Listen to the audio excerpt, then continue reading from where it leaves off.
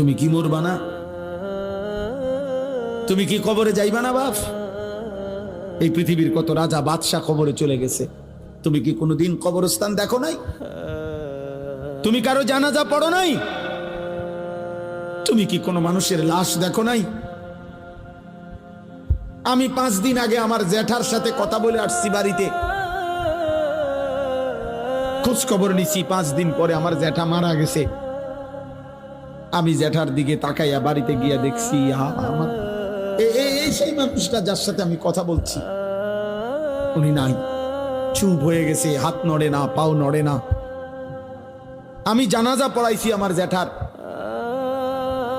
তো জানাজার আগে আমি আমার জ্যাঠার কবরটা খালি, তখন কবরে রাখে নাই।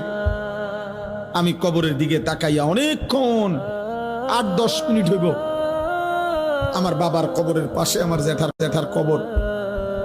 আমার আব্বা আগে ইন্তেকাল করছে। আমার জ্যাঠার কবরের দিকে তাকাইয়া অনেকক্ষণ খালি কবরের দিকে তাকাইয়া ছিলাম। তাকাইয়া আমার মনে হইল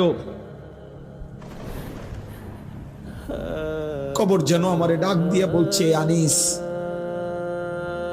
আমার কাছ থেকে 1 মুঠ মাটি দিছিলাম আমি তোমার জ্যাঠারে বানাইবার জন্য, আজ আমার মাটি আমি ফেরত নিলাম। ওয়াফিহা নুঈদুক